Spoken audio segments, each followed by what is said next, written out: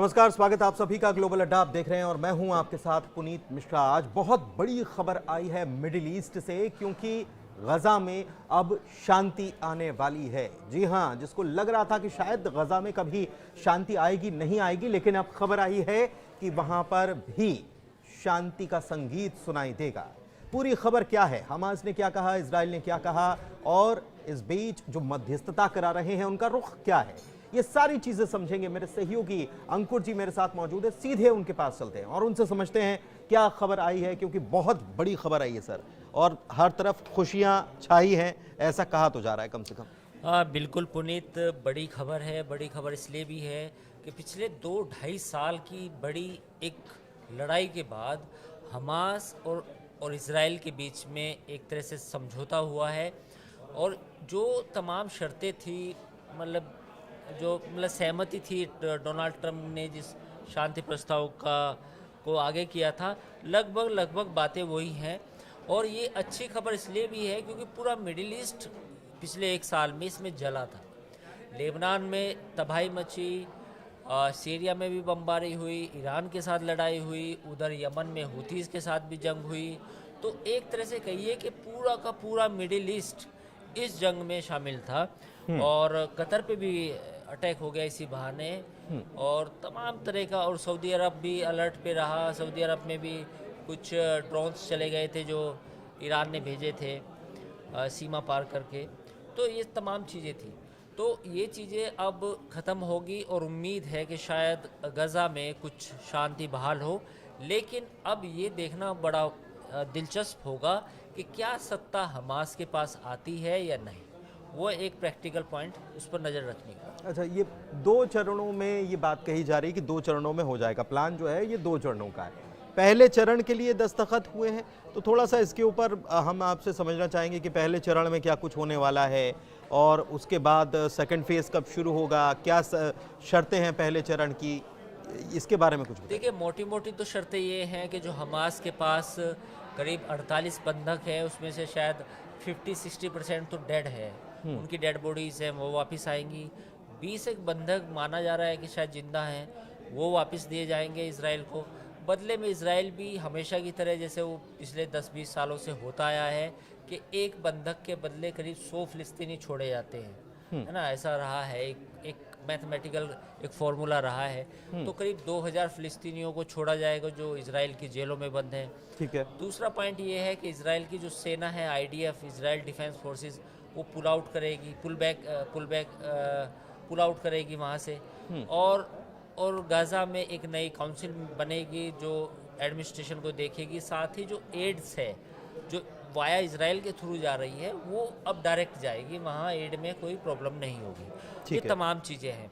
लेकिन इसमें मुझे कुछ मॉडलिटीज़ को लगता है कि इसराइल अनुमति नहीं देगा, क्योंकि प्रॉब्लम ये है कि इसराइल का मानना ये है कि हमास को वापस सत्ता सौंपना वो एक बड़ा मुश्किल काम है। लेकिन हमास का निशस्त्रीकरण जो है वो तो इन शर्तों में है, और हमास इसके लिए राजी हो गया कि हम हथियार छोड़ रहे हैं। लेकिन हथियार छोड़ रहे हैं, लेकिन उन्होंने कहा है कि हम हुकूमत में रहेंगे, सत्ता हमें ही चाहिए। ये एक पुनीत, ये ना एक गेम है। इसराइल भी अभी सारी शर्तों पर इसलिए नहीं अड़ रहा क्योंकि वो चाहता है कि हमारे बंधक वापस आ जाए। वापस जब बंधक आ जाएंगे तो फिर इसराइल भी पलट सकता है। इसराइल कह सकता है कि Hamas, we will not tolerate Hamas in the government. वो ये भी बयान दे सकता है। उधर हमास भी ये चाहता है कि हम गवर्नमेंट हमें मिल जाए। हम फिलहाल फौरी तौर पर इस बात के लिए एग्री हो जाते हैं कि we will not raise any weapon, हम कोई हथियार नहीं रखेंगे, हम कोई हथियार रेज नहीं करेंगे, उठाएंगे नहीं, हमला नहीं करेंगे। बट लेटर ऑन गवर्नमेंट तो हमारी है, वो तो हम कभी भी उठा सकते हैं हथियार। गवर्नमेंट तो हमारी है तो सेना हमारी है, फिर सेना को किस अंदाज में हमको संचालित करना डिपेंड उनकी यूनिट्स है जो भी।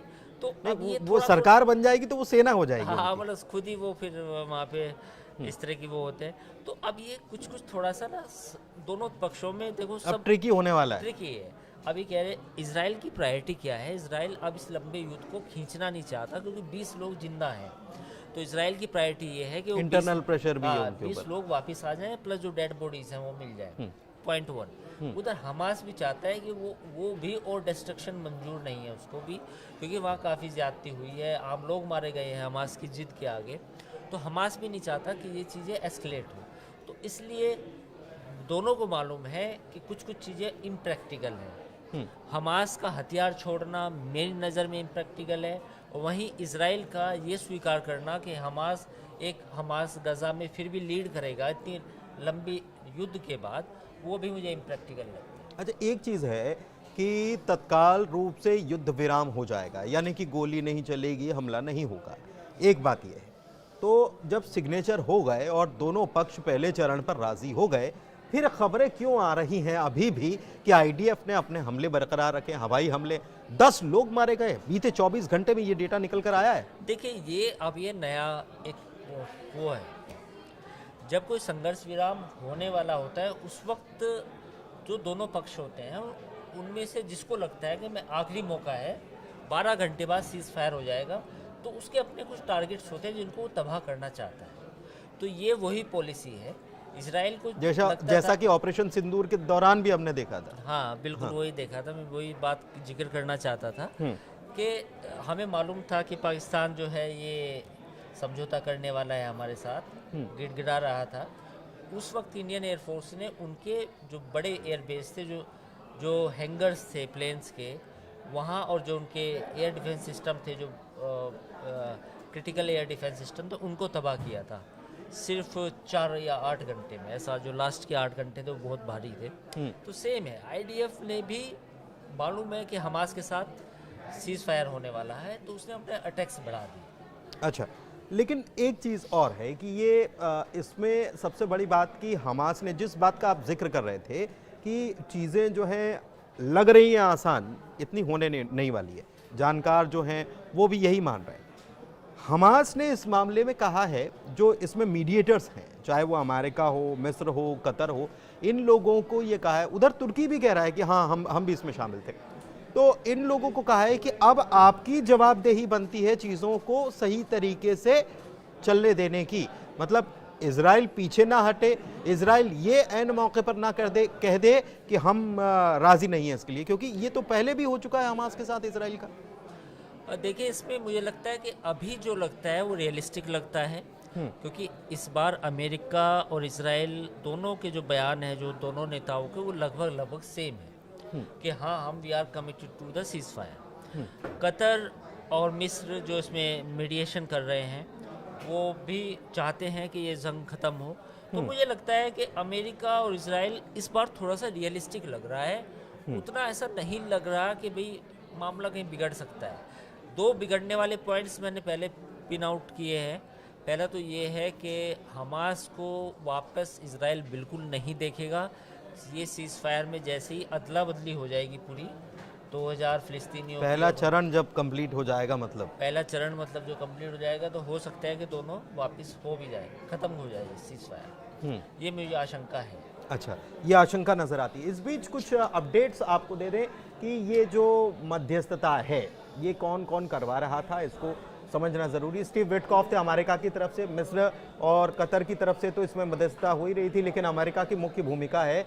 तो अमेरिका की तरफ से ट्रंप साहब जो हैं, प्रेसिडेंट जो हैं, उनके दामाद भी पहुंचे हुए थे और वो यहाँ पर कर रहे थे। दूसरी तरफ अगर इजराइल की बात कर ली जाए तो इजराइल की तरफ से शिन बेट जो है उसके प्रमुख वहाँ पर इसमें मीडिएशन के लिए पहुँचे हुए थे, मतलब वो बातचीत करने के लिए पहुँचे थे। इनडायरेक्ट बातचीत हुई है। और खलील अल हैया जो हैं वो हमास की तरफ से पहुँचे थे, वो गज़ा के प्रमुख हैं। तो ये बातचीत तो हो गई।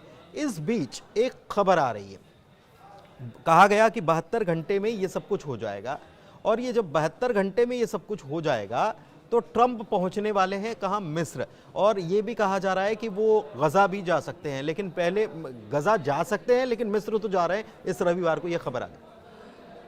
हाँ बिल्कुल, डोनाल्ड ट्रंप क्रेडिट लेना चाहेंगे, वो कहेंगे कि मैंने युद्ध रुकवा दिया है। अभी कह रहे हैं वो कि 7वें के बाद 8वें पे काम कर रहे हो। हाँ, और बहुत जल्दी मिल जाएगी सफलता। हाँ, तो डोनाल्ड ट्रंप क्रेडिट लेंगे, बिल्कुल लेंगे, और वो ये भी चाहेंगे कि शायद जो लोग हैं वो इस बात को रिकॉग्नाइज़ करें, उनको नोबेल प्राइज़ मिल जाए। तो ये तमाम बातें हैं।